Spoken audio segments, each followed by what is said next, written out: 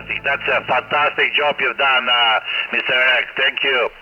Hi and welcome back to another Tech Minds video. So guys, check this out. Now this is the brand new MLite-880 from the MLite team. Now this thing covers everything from 130 kHz right up to the 2 meter handband, all mode, and it does it extremely well. Now before getting into the features and performing some receive tests, let's just take a quick look around it. So first up, you'll notice that it kind of looks like a normal style desktop receiver, and you're right, it does. But on the front, we have the main speaker, which has a 5-watt output, a large LCD, and a numeric keypad, which are defaulted to function buttons. You can see just under each button, there's some text telling you what feature that button activates. Now on the back is a label detailing the specifications and a compartment to access the removable rechargeable battery. The case on this does feel like it's really well made from nice quality plastic, not that cheap feeling we sometimes get on other radios. As mentioned before, the internal battery is removable and you can purchase these from places like Amazon if you need to get some spares. The battery that comes with this radio as standard has a 5,000 mAh capacity, and the specs say it should last for 5 hours of continuous listening. Down the right side of the radio is a USB-C port which is used to charge that internal battery.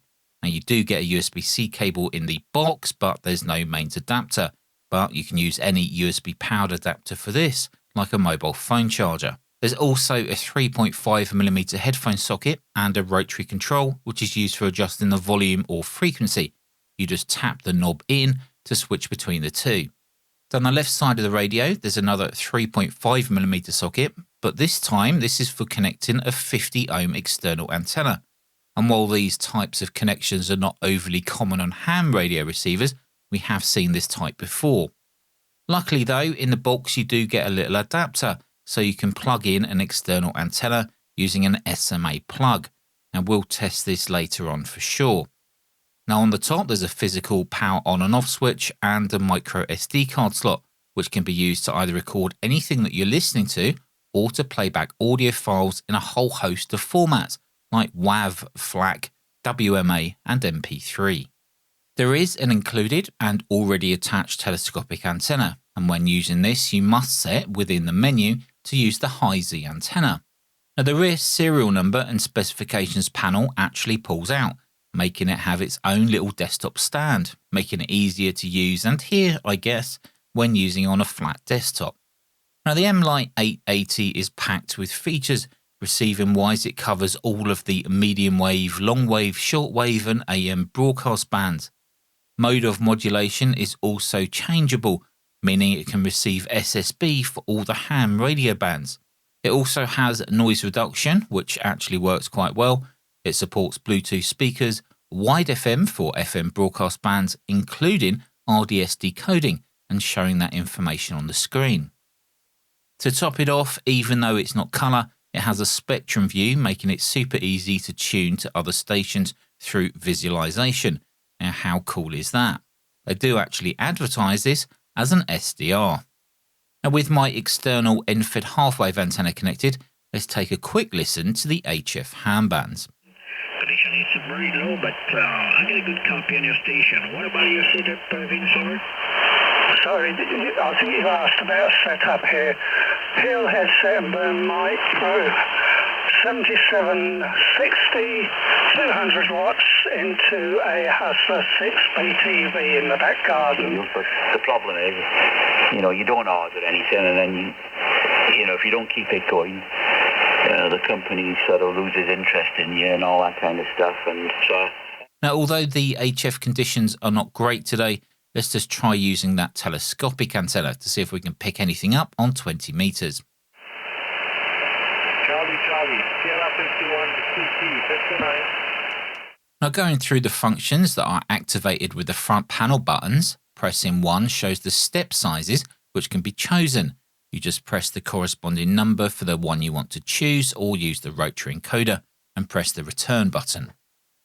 If you press number 2 on the keypad, you can now choose the mode of modulation, and you can do this on all the available ham bands and shortwave bands. The radio settings menu allows you to choose what type of antenna you're using. For example, when using the built-in telescopic antenna, you choose high Z. And then when using an external side antenna connection, you can choose 50 ohm.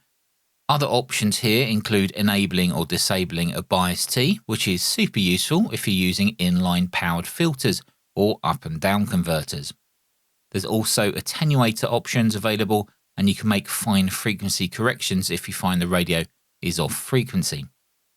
If you press the B button, you'll be taken to page 2 of the radio settings, and here you can disable or enable manual or automatic tuning.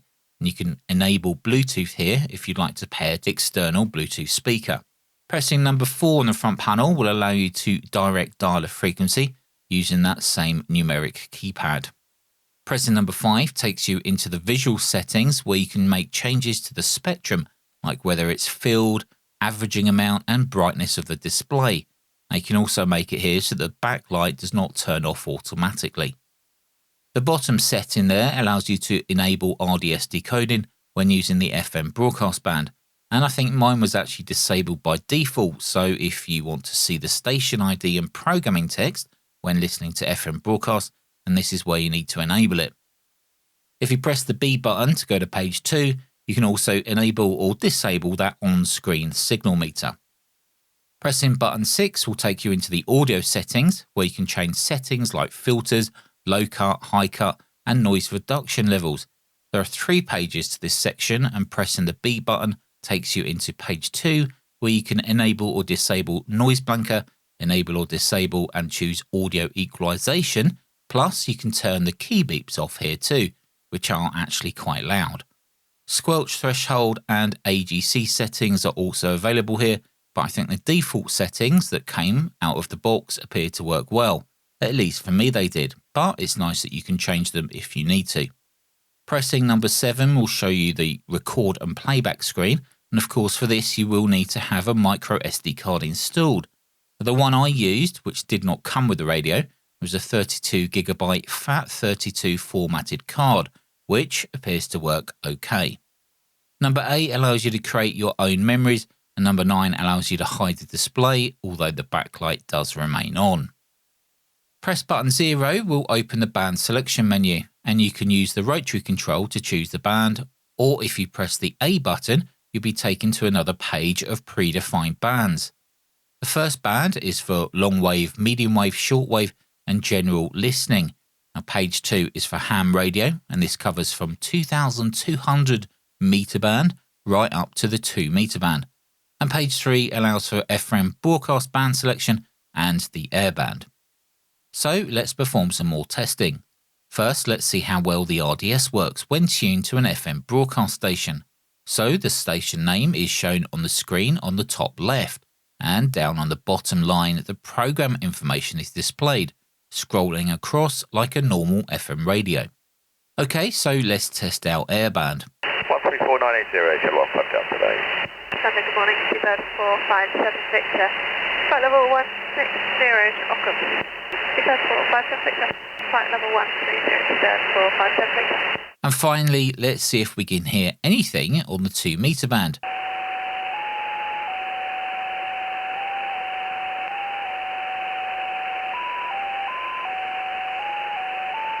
Well, first, there was a 2 meter beacon on sideband, and that was playing pretty well.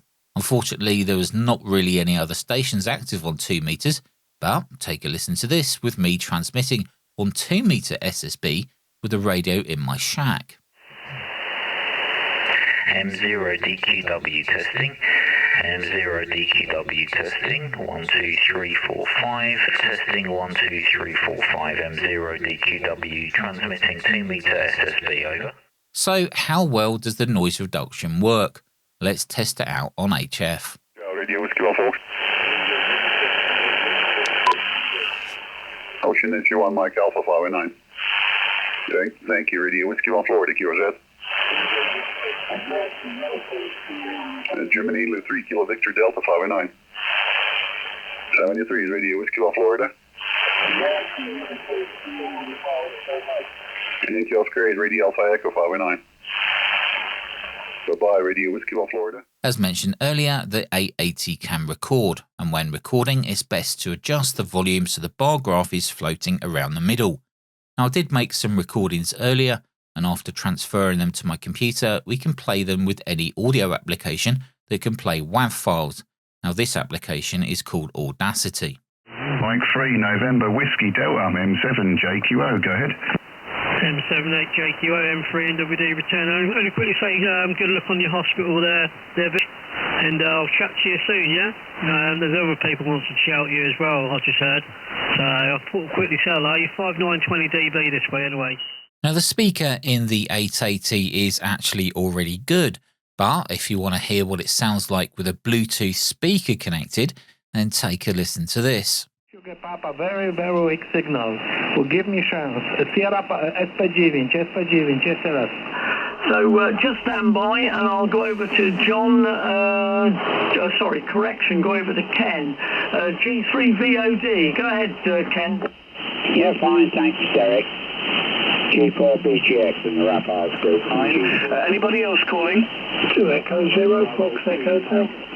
2 Echo 0, Foxtrot Echo Hotel.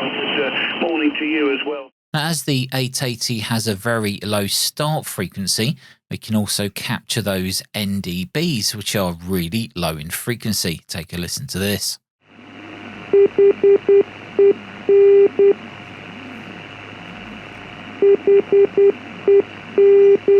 Now, the strange thing about this product is I don't see it on the MLite team website.